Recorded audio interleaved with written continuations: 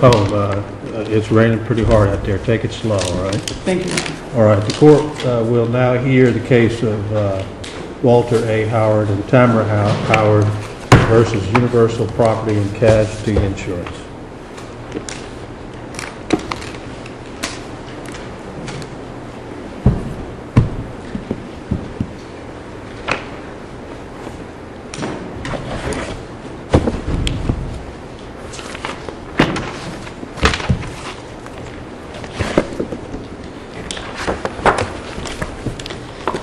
May it please the Court, my name is Leslie Davis. I'm here on behalf of appellants Walter and Tamara Howard.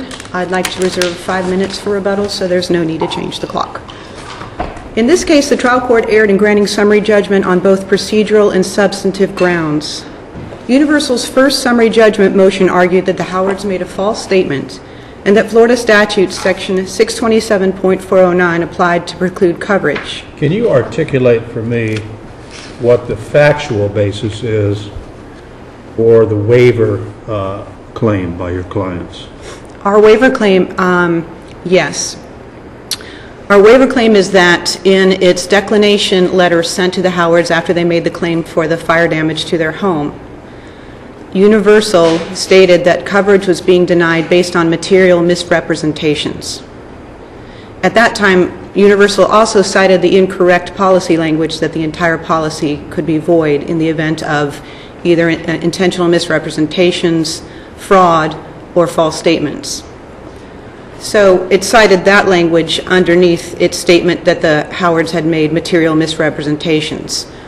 I think as a layperson reading that language and being accused of making a material misrepresentation, the only way to tie it into the policy language on which Universal was relying was to conclude that there had been an intentional misrepresentation.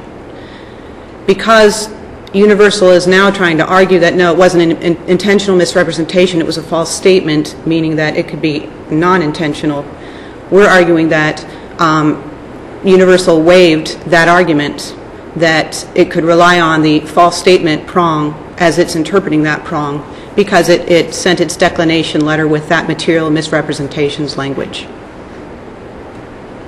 All right.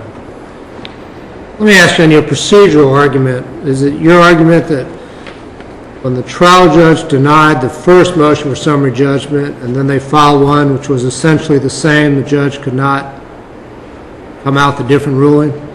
Yes, Your Honor. The case law suggests that... Let me ask, as a practical matter, if they're not entitled to summary judgment, then you win on this appeal, substantively.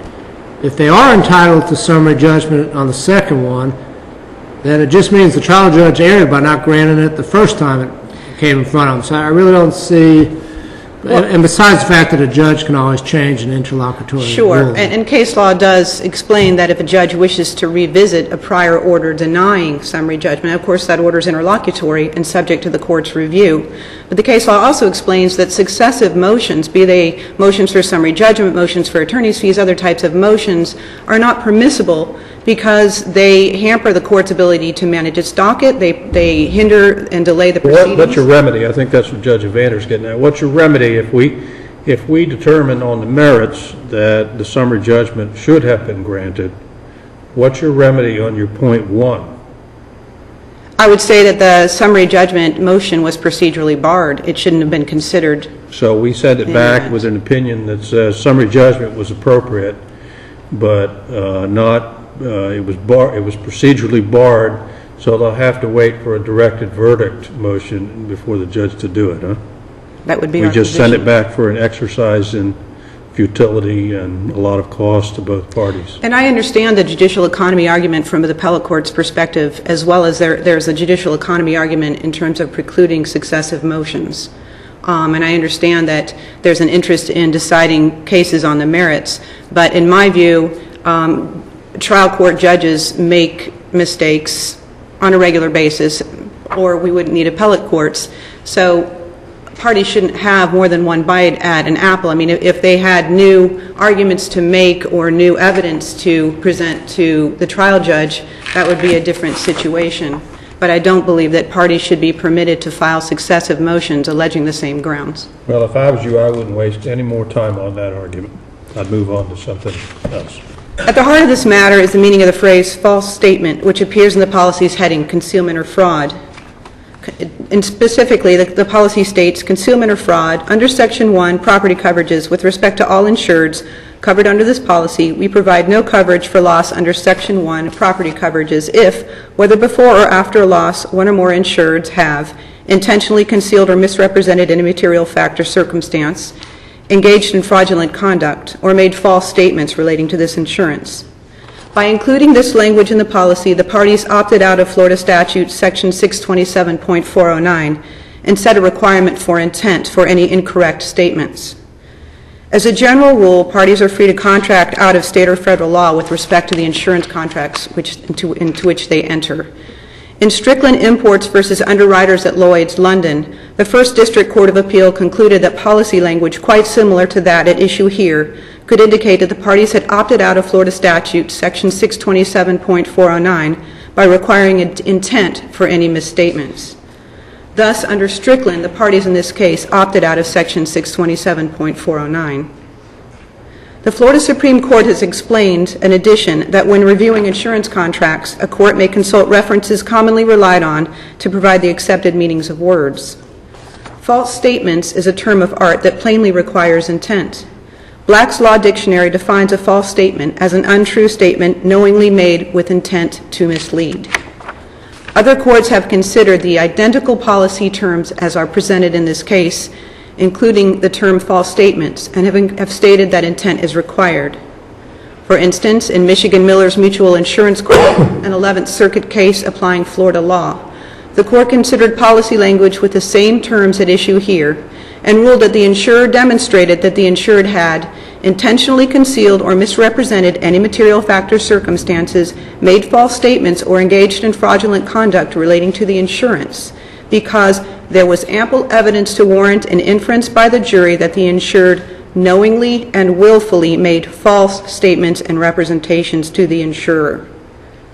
Since the policy requires knowledge and intent, and disputed issues of material fact exist as to whether Mr. Howard knowingly and intentionally checked the wrong box on the insurance policy application, summary judgment was improper. Notably, the concealment or fraud policy language also requires materiality.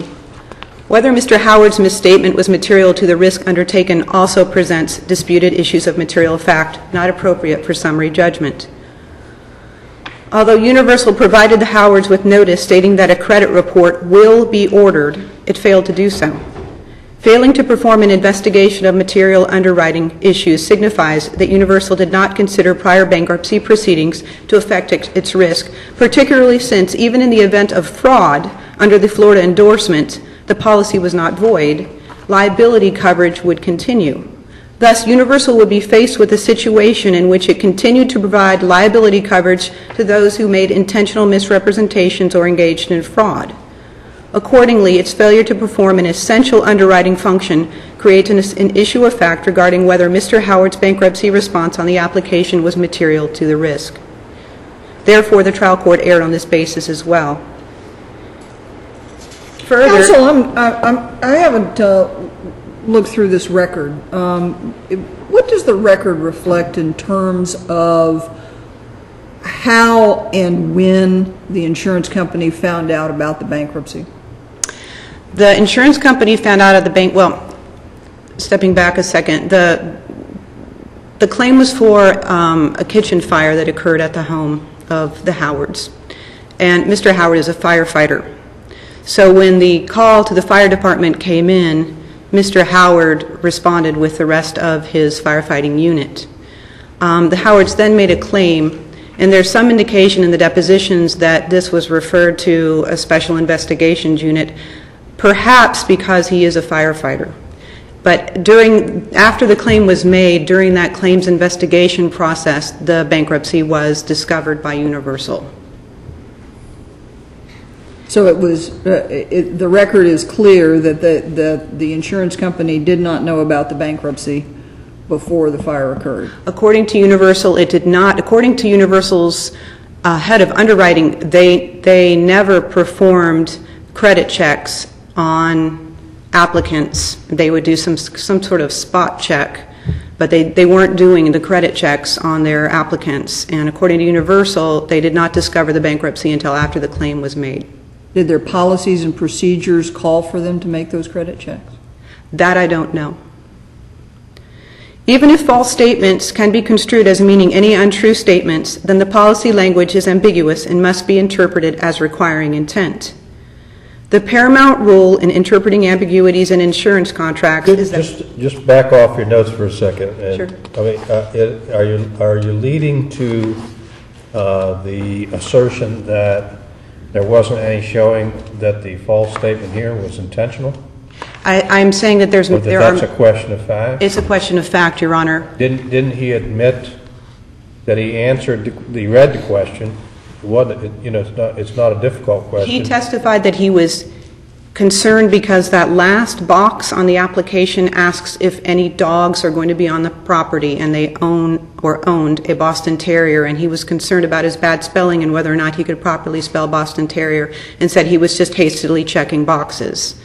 Oh, so he has testified in his assertion deposition. was that he didn't He read did it? not do it intentionally. He did not read carefully. He was just checking boxes and was worried about that. Isn't he bound by it, whether he reads it or not? I mean, isn't that a fairly... I think there's an issue of fact as to whether or not he intended to check the wrong box. Mm-hmm. So anytime an insured wants to avoid that defense, they just, you know, they can just say that they hadn't read the question. No, Your Honor. I think that in this case, because the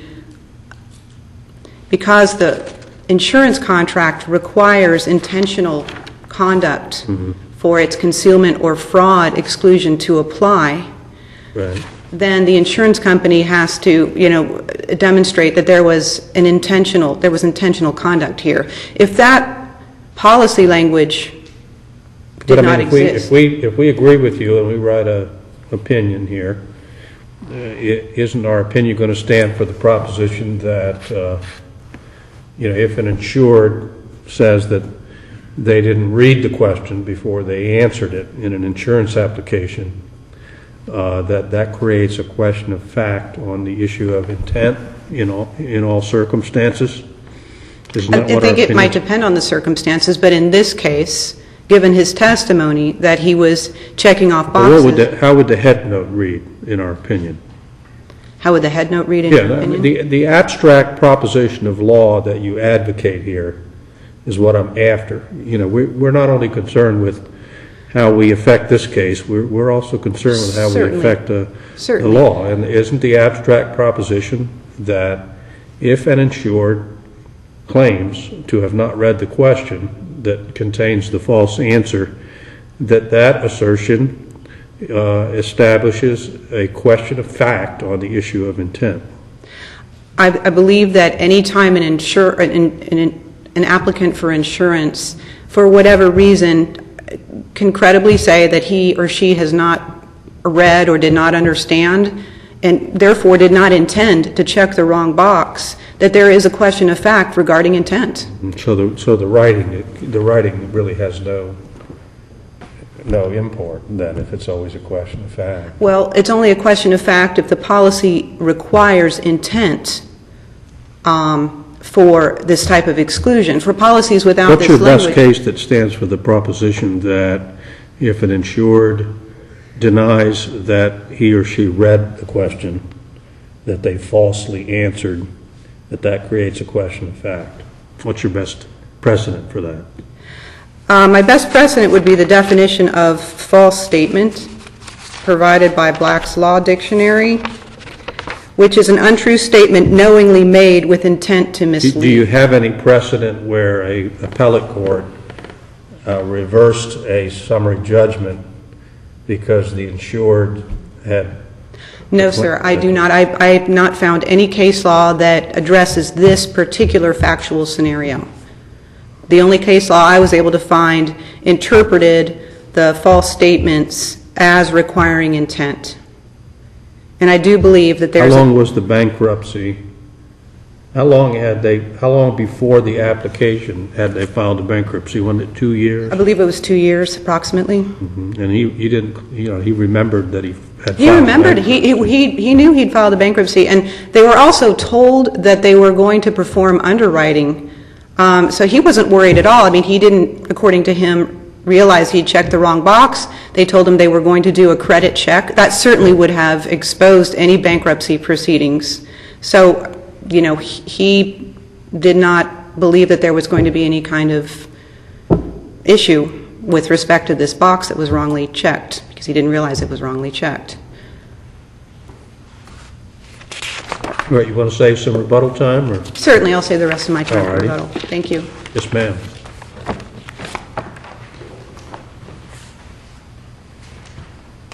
Good afternoon, Your Honors. I want to jump right in, Judge Torby, with one of the questions that you just asked about what precedent they had for this proposition. And I had outlined that in my brief, exactly what the result of your ruling in this case would mean, and that's exactly what I said, is that we have a standard ISO Well, maybe I insurance. got it from your brief. Maybe that's, I don't have a lot of original thought, Okay. Let me ask you this, that I'm kind of curious about. The idea of materiality. What difference does it make whether these people file bankruptcy? I mean, you're giving them a casualty insurance policy that doesn't make it any more, there's no more risk to you that they're going to, there's going to be a casualty, right? I mean, Yeah, materiality has to do with whether the insurance company would have written it or not. And some of the cases that I had outlined, or at least I think it was Couch on Insurance, stated. Well, as long as they come in there and they give an affidavit that says, it was important to us, or we wouldn't have asked the question, and if they'd have answered it truthfully, we wouldn't have written it, and that's it. There's no further. The Kramer case, which I cited, and which is the protocol we followed here, is it's not just an affidavit from the vice president of underwriting. They have an underwriting manual that had been in place for many years, and underwriting guidelines which have been in place for many years. They said the same thing. Well, let me ask you this. What if there's a question, what color is your house? And you put it was green, and it was a dark green, or slightly different than green. And in your internal manual, it says, if a person misrepresents the color, we will not insure the house. I mean, would that be a material misrepresentation because it's in your manual? I think I can give a two-part answer to that. The first part is, I don't think that question would ever be asked. These applications have to go through the Department of Insurance. The underwriting manual has to be approved by the Department of Insurance. So to that extent, maybe this concept of materiality is gone through the state already and determined. So that was my question. Is materiality objective, subjective, or is it depends on if the Department of Insurance approves it, or what's the test for materiality? There's a determination that's made by people who do business that I don't do to determine how they're going to assess risks. The underwriting departments, actuaries. Does logic have anything to do with it, though? I mean, it I just think seems illogical to me that somebody that's filed bankruptcy within the last 5 years is a greater risk in a homeowner's policy. Yeah, and I don't have the answer as to who crunched the numbers to determine that. My understanding is that all the questions on there are standard questions throughout the industry. The bankruptcy is on every application I've ever seen. And the question is somewhat determinative of the individual. They're not just insuring the house. That application provides liability insurance for the individual. So they're assuming a risk of the individual. Well, if you've as well ever as the been home. sued, or if you've ever been found negligent, I mean, those questions bear on the liability aspect of the homeowner's policy. I don't see where bankruptcy, I mean, bankruptcies, people file bankruptcies for all kinds of reasons. Some people just, have a catastrophic injury and they don't have the money to pay their doctors and they have to file it. I mean, I don't know that the bankruptcy, it's a lawful procedure. You're lawfully entitled to file it. I don't see how it bears logically on the risk that the carrier takes. And I believe that the carrier said that there are circumstances under which they write over a policy where somebody's been bankrupt, right? Different policies, different Say again? coverages. Different coverages, not this coverage. Mm-hmm. There's HO3s, HO6s, HO8s, all different types of policies for which you pay different premiums. which is exactly what Did 626... they ask them if they'd ever been sued before or found liable or anything? Was that in There's there? judgments against them is one of the questions on the... Did they ask them if they'd ever been found negligent? I mean, No. if they paid the judgment, wouldn't that be a logical and material question? It might be. But So I think that... if your client has in its application a question, and the application has been approved by the Department of Insurance, and they have a manual that says they don't write if the question's answered in the affirmative or the negative, whichever the case may be, that as a matter of law, that's material. Yes. As a matter of law, it is. If the insurance company can make the decision with approval of the state as to what business it's going to write. It's not a character judgment. It's not saying that anybody's a bad person. It's saying we're going to assume the risk. We've calculated what that risk is going to be. Here's how much we're going to charge you for taking that risk. It's a business proposition. And that's where all of 627-409 case law comes from. It goes back to basic contracts. It's a meeting of the minds. The parties knew what they were getting into. There was no mutual mistake, and that's what this was. They were asked a question. The insurance company has no obligation to check into whether the answers are truthful or not. They're allowed to rely upon the representations, and they made a representation that was, without a doubt, false. Why did it take them so long to send the premium back? I don't have an answer for that. I know that pursuant to case law, there's no requirement as to when they have to send it back. It may have just been a clerical error. Why did they send a non-renewal notice for a prospective non-renewal date? I think that there was some confusion with regard to what letter was going to be sent. Adjusters make mistakes. In this case, they assert that that matters because that constituted a waiver. It did not. The case law that they cite, even the case law that I cite, requires that a waiver only happens when the insurance company has a known right and they intend to relinquish it. In this case, and I cited the Arbinson case and Papasadero cases, in those cases, in Papasadero, the insurance company actually paid money on a claim, subsequently found out that there was a material misrep, and they could deny it afterwards. In this case, there was no indication at any point that they were paying this claim. Whether you call it a cancellation or not, they were told repeatedly, we're not paying this claim, here's why, and then there's not going to be any coverage after this date. Was that procedurally spick and span? No, it wasn't. But there was nothing for them to detrimentally rely upon, and there was absolutely no waiver. They were told as soon as Universal found out this claim is not being paid, and here's why. There was no confusion in that. What does the policy manual provide concerning the underwriting process for an application like this? I'm not sure I understand. What do you mean? What does the insurance company do when it gets an application like this? Well, it typically goes through an agent. Frankly, I'm shocked that an insurance company would get an application like this and then do absolutely no investigation. Well, the number of applications that they are getting on a daily basis, it would become cost prohibitive to run a background check on every one of them. Now, they do it as a result because of cost.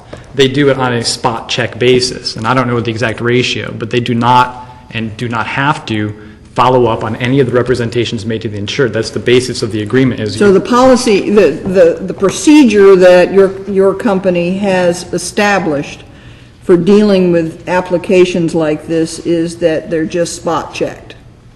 When you say applications like this, I'm saying applications overall. They don't I'm talking have, about an application for a HO3, an H3, whatever the number is. Yeah, it's a standard all-risk homeowners insurance policy. Yeah, the procedure is spot checking. There's no requirement in the law that you do this check. Yeah, I'm not talking about a requirement in the law. I'm talking about prudent business practice. Right. It didn't take them long to do a bankruptcy check as soon as there was a loss. Oh, they did that instantly, didn't they? As soon as there was a fire loss, that is standard protocol is on fire losses, they do a background check. They do the background check. So it was a background check that led to the finding of the bankruptcy? It Yes. was just a standard credit report? Is that what you run? I don't think it was a standard credit report. It was I don't know exactly the exact software they use for it, but it's not just a simple credit check. Well, does it check to see whether his driver's license had been suspended in the last 5 years because it's a fire loss? Well, they don't check that because it's a fire loss. The check that they do is kind of a one-size-fits-all. So once you say, I'm going to run that check, it runs a whole bunch of different information based upon a different database. And he gets all of these? Most of them. I don't know if it's all of them. Wouldn't the fact that they don't bother to check anything prior to approving the application suggest that there's at least a question of fact as to whether the bankruptcy here was material? Absolutely was a material not. Misrepresentation? Absolutely not. Because it is a defense. The misrepresentation defense can be brought at any time. It is an absolute defense. Whether they checked it, they had no obligation to check it before. Whether they checked it afterward at any point, they can bring that defense at any time. I didn't suggest otherwise. I just said, isn't that at least a fact that suggests that the insurance company didn't think it was material? If it writes the insurance without ever bothering to check to see whether this bankruptcy has ever occurred, isn't that some evidence that the insurance company itself didn't consider it to be material to the acceptance of the risk? No. I think if they didn't ask the question, then they could make that argument. But they did ask the question, and they're allowed to rely upon the representations of the individual making them. Let me ask you this with regard to the premium, taking a year and a half or so to be returned. Would you agree that the contract was voidable at your client's determination if there was a material misrepresentation? In other words, your client could have learned of the bankruptcy and decided to keep the policy in effect, correct? Pursuant to the terms of the policy language as I read it, it says that if you make a false statement, there will be no coverage. Okay. So could we keep the policy in effect? I think you could make that argument. But it's my position that the effect, there's no difference. There's no significant difference. Well, but if it's voidable, right. So would you agree it's a voidable insurance policy and your client declared it void because of the material misrepresentation? Under this case, yes. All right. And so then you went back to the beginning of the period, July of 06 or whenever, or May of 06, whenever it was, and it was, by declaring it void, as of that date, it means the policy, for legal purposes, never came into effect. Ab initio, correct. All right. Which means that you had no right to keep the premium. Correct. Now, you said there's no case law on a time frame. Does that mean you could keep it forever? Absolutely not. Okay. What the case law says is that, and it says only this, that you have to return it. And they never took the position that they weren't going to. And that was one of the things that was mentioned in the brief by the appellant, was that they relied to their detriment because they didn't go get it. Well, it's not that they had to go get it. It's just simply that we had to give it, and they did. The policy premium was returned, and there is no timeline as to when they have to do it. As long as they return it before the summary judgment hearing, you're okay? I don't even think that's the standard. I've never seen any case law that says that. I've never seen any case law that says anything. You mean if you went to trial on this case and it was deemed to be void ab initio, only then would you have to return the premium? No, it was due.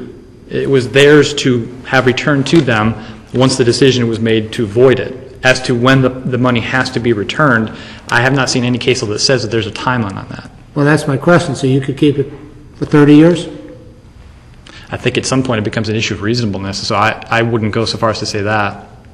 There's 1.5 years? Well, why is a year and a half reasonable?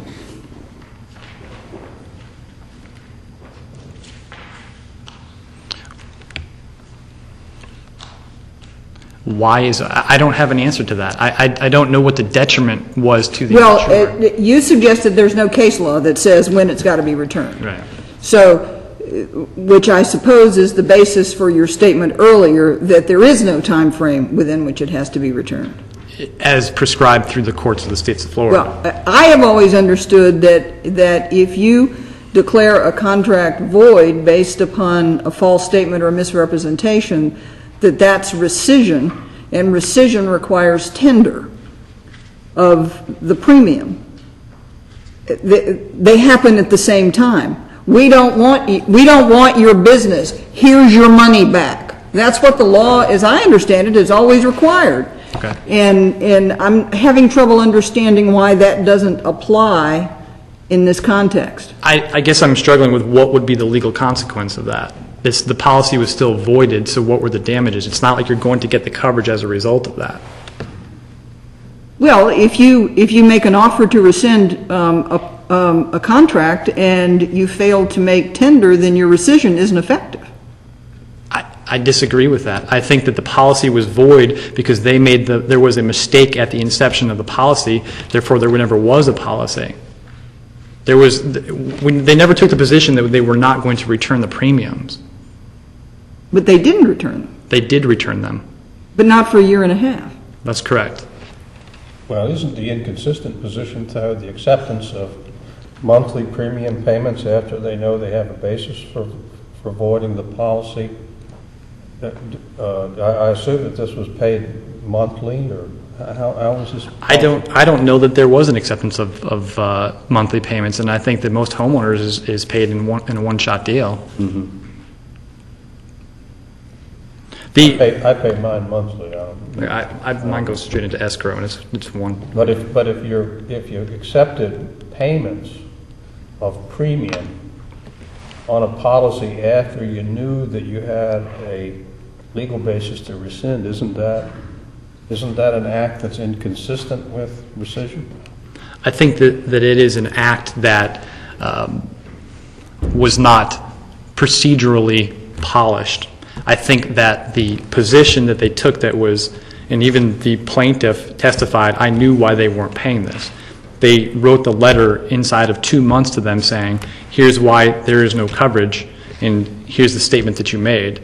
They followed it up later with a letter saying there's not going to be any more policy after a certain date, and here's why. It was because of the misrep. There was never any indication that they were going to pay for this claim. So this all goes back to the waiver argument. For there to be a waiver, there has to be a knowing relinquishment of the right. There had to be some indication that we were going to pay this claim. There never was. It was exactly the opposite, consistently through. So if we say a reasonable time is 90 days, then you lose. I don't think that that's one of the issues in this case. It hasn't been raised by the appellant that there was the delay was why there should be coverage. I don't see the connection, no. Well, they do make the argument that by failing to return the premium, that you essentially waived any argument that there was no coverage. But it's a factually incorrect assertion because the premium was returned. There was no case law cited. There was no argument made that there was a time period that we had to abide by to return it because there is none, at least none that I've seen. Well, if we say there's one and that a reasonable time is 90 days and you're outside the 90 days, then you lose. If the court believes that constitutes a waiver of a known right, if the court believes that is an indication that Universal intended to make payment on this claim, that could be your ruling. Well, the question isn't intent to pay the claim. Isn't the question whether there was a policy that still existed? No, because in this case, as I said before, the policy says if you make a false statement, there could be no coverage. So we didn't even have to rescind the policy. So you're saying that you would have a right to keep the premium but not have to pay any claims because of the misrepresentation? As I said, in this case, I don't think so, because in this case there was a sequence of things. The bankruptcy was in the underwriting manual. It was in the underwriting guidelines. They don't write this policy, so they would not have written it. That was the defense. The defense all along, the coverage issue was we would not have written this policy had we known about your bankruptcy. Don't you think it would be reasonable to say as a matter of law that if you treat your obligations as discharged under the contract, that you have a duty to return the premium within a reasonable time? There was no contract. Well, that's what I'm saying. If you take the position there is no contract, we'll do it that way. There is no contract. Don't you think as a matter of law, you've got a duty to return the premium within a reasonable time? I think that there is a duty to return the premiums. I don't know if there is any prescription from any court saying as to when that needs to be. Well, it might be now. Is that a question of law or a question of fact? Reasonableness? What is a reasonable time for returning the premium? In every other context that I know, reasonableness is an issue of fact. And if you don't return the premium in a reasonable time, then what should be the consequence of that?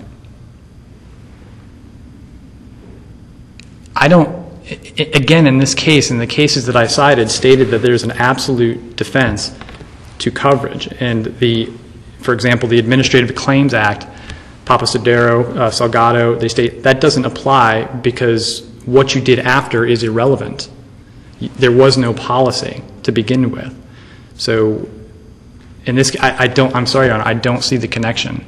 If there was no policy, what then? The insured gets the benefits of a policy that they never were going to get otherwise? I don't see the connection between... Well, I suppose then the question is it a voidable policy, or is it void from the outset? If your argument is that the policy exists, I mean, the language that you've referred to essentially says that we don't cover any claim when there's one of these three things has happened. Correct? We don't cover any claim. It doesn't say that the policy is void ab initio. It says we don't cover any claim. No coverage, correct. Right. And if you take the position that there's no coverage, then isn't there a duty to return the premium? And this is what I was mentioning earlier to Judge Evander, was in this case, I think the argument is that there was no coverage has the same effect as it being void because of the basis as to why you're denying the claim. We're taking the position that we wouldn't have written this policy had we known about it. So it is an effective voiding of the policy, yes. But again, if there is no policy coverage, if the policy is void to its inception, I don't see how the late payment of the premiums back creates coverage where none existed. And that's what the trial court judge found. Unless you have any other questions. You're out of time, sir. Thank you. I'll just ask one question. All right, Judge Vander's got a question for you. Just out of curiosity, did y'all pay any interest on the premium returned a year and a half later, or did you just return the premium amount? I don't know off the top of my head. All right, thank you. All right, thank you, sir.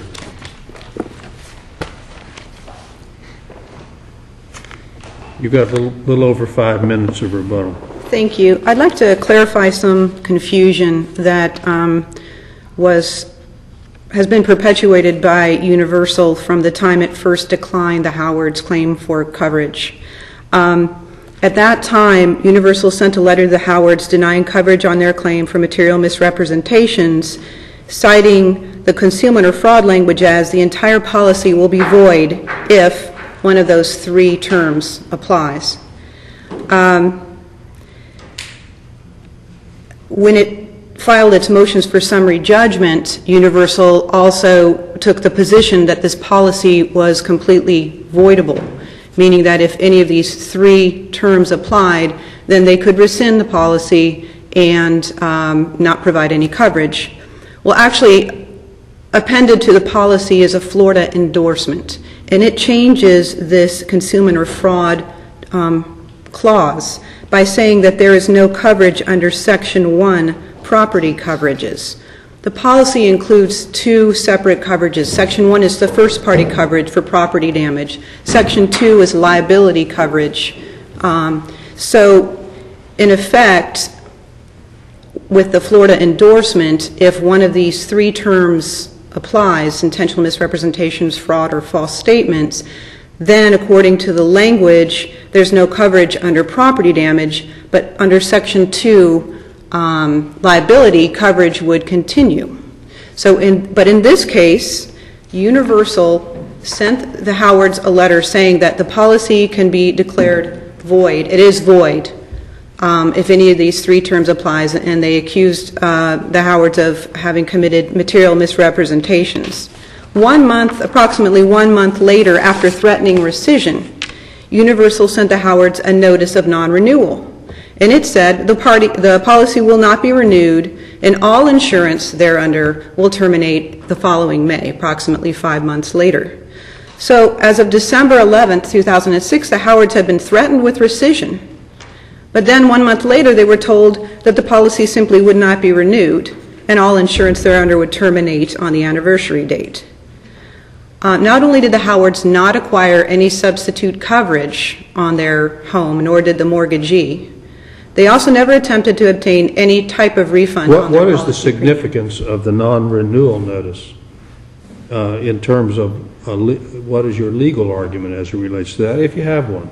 I'm arguing that promissory estoppel applies in this case because Universal made a promise about future conduct when it sent the declination And letter what's to the detriment? How did you detrimentally rely on that? The Howards did not procure any type of property damage coverage for their home. Did they have a claim in the interim that that would have been covered? They did not, but they also did not seek any refund of their premium. So in effect, under this Florida endorsement, they had paid for a policy that provided both first-party and third-party coverage, and they were left, according to this endorsement, if any of those three terms applies, with a policy that provided only third-party coverage. So they had not gotten the benefit of their bargain, but they didn't seek to obtain any kind of refund for their premium. Why would they? So they detrimentally relied by losing the benefit of their money for whatever period of time. Exactly. And Did you make that argument below, and do you make that argument in your brief? Yes. Okay. Yes, sir. Accordingly, promissory estoppel, the Supreme Court in Crown Financial case, Crown Life Insurance, case, explained that promissory estoppel can apply to both avoid the forfeiture of coverage and to create coverage, particularly when, by doing so, it would avoid a fraud or would promote justice. And in this case, I believe that promissory estoppel, if nothing else, promissory estoppel applies based on the post-claim conduct committed by Universal with respect to the Howard's claim. Just to clarify, when Universal sent more than a year after the policy was not renewed the check, it was just for the premium amount. Also, I might add that when the notice of cancellation was prepared, according to the representatives of Universal, in order to do this, attempt to retroactively cancel the policy, which it could not do according to the policy's own provisions. Cancellation has to operate prospectively with notice. Universal had to first reinstate the policy. So at some point, at least on the books, this policy was reinstated. For these reasons, I would argue that promissory estoppel applies. All right, you're out of time, ma'am. Thank you. Thank you. All right, you all have a safe drive home, please. Thank you. All right, for the benefit of